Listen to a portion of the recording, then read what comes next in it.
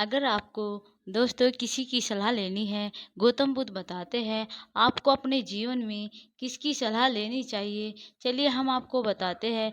लेकिन यह जो भी हमारी वीडियो देख रहा है, हे माता रानी उसकी हर मनोकामना पूर्ण करना और लाइक और सब्सक्राइब करता है। चलिए हम आपको बताते हैं इस कहानी के माध्यम से ऐसी सीख है। गौतम बुद्ध ने कई सालों पहले उस व्यक्ति की पीड़ा को क्यों नहीं देखा, इसके पीछे का रहस्य क्या है। आज इस रहस्य के बारे में हम गौतम बुद्ध की कहानियों के माध्यम से जानेंगे। तो बिना देर किए चलिए उन कहानियों की शुरुआत करते हैं। पहली कहानी, अपने डर को ताकत में बदल दो।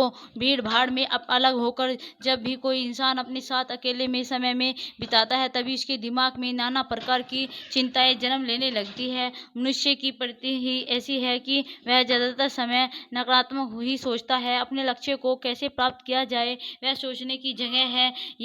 वह यह सोचता है कि अगर लक्ष्य पूरा नहीं हुआ तो मैं क्या करूँगा। इस प्रकार की नकारात्मक विचारधारा के कारण जीवन प्राप्त तो डर डर कर जीता रहता है। अगर पूरी बुद्धिमानी और सहजता के साथ इस डर को समझा जाए तो यही डर इंसान के पतन का कारण बनता है।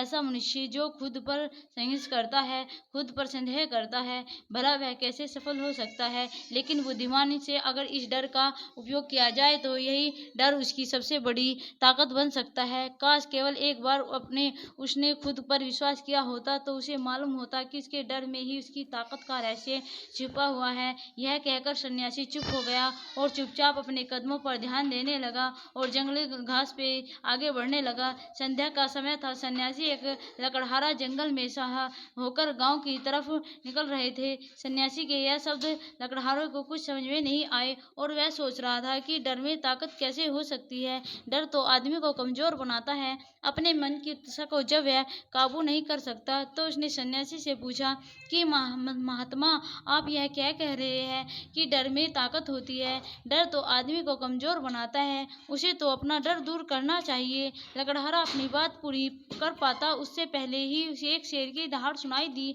शेर की गर्ज सुनकर लकड़हारा का रोम रोम कांप गया और कान खड़े हो गए। जंगल से आती एकांक आहट उसे साफ सुनाई दे रही थी। उसके कदम वहीं पर जम गए थे। वो भी नहीं पा रहा था। उसे पता था कि थोड़ी ही हरकत उसकी जान जोखिम में डाल सकती है। उसके दिल तो तेजी के साथ धड़क रहा था, लेकिन फिर भी वो अपनी सांसों पर काबू पाने का प्रयास कर रहा था। कुछ देर बाद जब खतरा टल गया तब सन्यासी ने कहा कि अभी जब तुम डरे हुए थे तो तुम्हारे शरीर का रोम रोम जग गया था। जंगल से आ रही छोटी छोटी आहट पर भी तुम्हारा ध्यान लगा हुआ था। तो इस प्रकार अपने मन के डर के कारण तुम होश में आ गए, तुम पूरा ध्यान लगाए गए। इससे पहले जब तक तुम शेर की दहाड़ सुनाई नहीं दी थी तब तक तुम अपने विचारों में खोए हुए थे। लेकिन जैसे ही तुम्हें शेर की दहाड़ सुनाई दी वैसे ही तुम्हारे सारे विचार गायब हो गए, अब वर्तमान में उपस्थित हो गए थे। यदि तुम्हें अभी शेर से बचकर भागना होता या फिर उससे लड़ना होता तो तुम्हें अपने शरीर की वह क्षमता देखने की मिलती जो आज तक जीवन में तुमने खुद भी महसूस नहीं की होगी। जब कोई कुत्ता तुम्हारे पीछे दौड़ता है उस समय तुम्हारे जो रफ्तार होती है वह तुम्हारी आम जिंदगी से कहीं ज्यादा होती है। साधारण जीवन में तुम इतने तेज नहीं दौड़ पाओगे जितना कि एक कुत्ते के सामने दौड़ पाओगे। यह ताकत कहे कि हमारे शरीर की क्षमता अभी देखने को मिलती है जब हमारा मन डर में होता है। किसी डरावनी परिस्थिति में हमारा मस्तिष्क और हमारा शरीर अपने उत्तम श्रेणी में काम करता है। जो काम तुम आम जिंदगी में नहीं कर पाते वह तुम्हें डरा कर करा जा सकता है। जहाँ भी तुम डर कर एक एहसास होता है वहीं पर तुम्हारी इंद्रियां पूर्ण रूप से सक्रिय हो जाती है। तुम्हारे कानों की सुनने की क्षमता तेज हो जाती है, दृष्टि एकट हो जाती है, पूरी जंग हो जाती है, सक्रियता बढ़ जाती है। और जैसे जैसे वह डर खत्म होता है वैसे वैसे तुम संत अवस्था में चले जाते हो। तुम सो जाते हो और तुम्हारी इंद्रियां फिर से आराम की स्थिति में चली जाती है। सन्यासी ने लकड़हारे से कहना जारी रखा कि परीक्षा के एक दिन पहले जो याद करने की तुम्हारी गति होती है वह साधारण याद करने की क्षमता से कहीं तेज होती है। सिर्फ एक बार याद किया तो तुम्हें परीक्षा के समय याद रह जाता है और तुम जानते हो कि यह सब परीक्षा के डर से ही होता है। इसलिए डर को दूर करने की जगह इंसान को यह सोचना चाहिए कि वह अपने डर को ताकत कैसे बना सकता है। जिस प्रकार सुख दुख, प्रकाश और अंधेरा एक ही सिक्के के दो पहलू होते हैं, उसी प्रकार और ताकत भी एक सिक्के के दो पहलू होते हैं। जिस प्रकार रोशनी के बिना अंधेरा पूर्ण नहीं होता, सुख के बिना दुख पूर्ण नहीं होता, उसी प्रकार डर के बिना ताकत का भी कोई महत्व नहीं है लगता।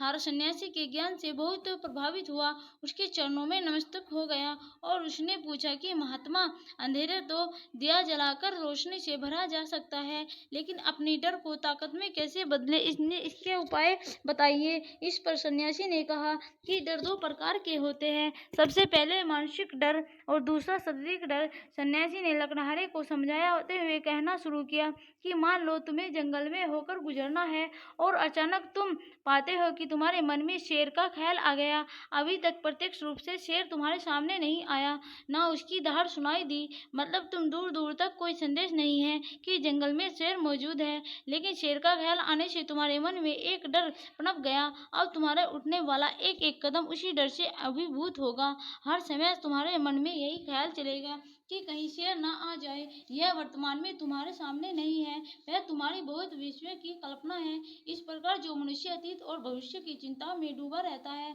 वह मानसिक डर का शिकार होता चला जाता है। इसी विडंबना के कारण वह अपने जीवन में जितने भी निर्णय लेता है, वे सारे मानसिक डर से ग्रसित होते हैं।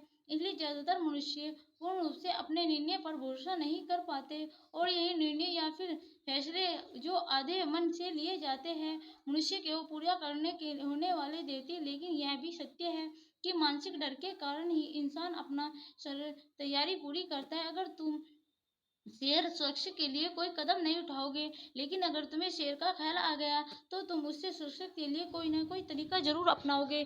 तो इसलिए मानसिक डर के बेकार नहीं होता, वह उसकी सुरक्षा और ज्यादा मजबूत करता है। लेकिन समस्या जब शुरू होती है जब आप चाहकर भी आप नहीं कर पा सकते, लेकिन उसके बावजूद आप मानसिक डर पर झेल रहे होते हैं। उदाहरण के लिए मनुष्य हमेशा यह सोचते रहते हैं कि उन्हें कोई बीमारी ना हो जाए, यदि उनके साथ कोई दुर्घटना घट जाए, उनके साथ कोई धोखा ना करे। लेकिन इन सब घटनाओं पर उनका कोई जोर नहीं होता, यह उनके साथ में नहीं होता। अगर दुर्घटना होनी होगी तो वही होगा, अगर बीमारी होनी होगी वही होगा। अच्छा खान पान, अच्छी दिनचर्या का पालन करने के बाद भी अगर कोई मनुष्य बीमार हो जाता है तो उसके नियंत्रण के पैर की बात है। अपनी तरह उसने पूरी कोशिश की, यही उसका कर्तव्य था, उसमें कोई कुछ नहीं कर सकता है। तो घटनाएं इंसान को पहुंच के पैरे में होती है, वो उनसे भी परेशान होता रहता है, उनसे भी उनका मन घबराता है और यही मानसिक डर है पतन का कारण बनता है। और मानसिक डर अगर सही तरीके से इस्तेमाल किया जाए तो मनुष्य समझदार और अनुभवी कहलाता है। जो इंसान सोचता है कांटे सिर्फ दर्द देने के लिए ही बनते हैं, वे यह भूल जाते हैं कि वह कांटों की फूलों की रक्षा करते हैं। इसी प्रकार एक ज्ञानी ने मनुष्य किसी भी चीज का उपयोग अपने सकारात्मक तरीकों से कर सकता है, लेकिन अज्ञानी मनुष्य है अपनी अज्ञानता वश उन चीजों को भी छोड़ देता है जो उनके उपयोगी होती है। विश्वशील मनुष्य पंख पत्थरों को भी महल खड़ा कर देता है, इसलिए एक वैज्ञानिक मनुष्य उन पत्थरों को दूसरों पर फेंकता रहता है।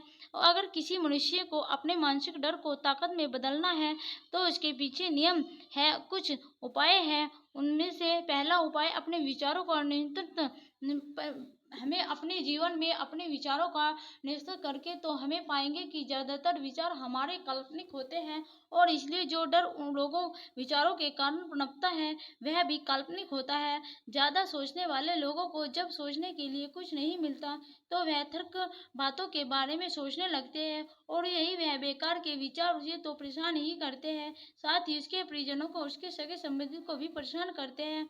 इसीलिए ज्यादा सोचने वाले लोगों को यह समझना चाहिए कि मन में उठ रहे तमाम विचारों में से काम के विचार में से और एक बेकार विचार कौन से है, जो तर्क विचार हो उन्हें दूर करते जाओ और जो सार्थक विचार हो उनको गहराई से सोचना शुरू कर दो। तो तभी तुम्हारे समस्या के, तुम्हारी उलझनों के उपाय निकलेगा। मानसिक डर को दूर करने का उपाय यह है जो हमने आपको बताया है, इस पर शेर जाकर खड़े हो, बल्कि इसका मतलब यह है कि पूर्ण सुरक्षा के साथ तुम जंगल में जा रहे हो, यही जंगल में जाना बहुत आवश्यक है। तो तुम शेर के डर से क्या घर पर ही बैठ जाओगे। हे दोस्तों, ये आपको बताइए यह गौतम बुद्ध की कहानी आपको कैसी लगी है। गौतम बुद्ध के माध्यम से हमने आपको यह कहानी सुनाई है। अगर आपको यह कहानी हमारी अच्छी लगी है तो प्लीज़ दोस्तों चैनल पर कमेंट करके ज़रूर बताइए। थैंक यू दोस्तों।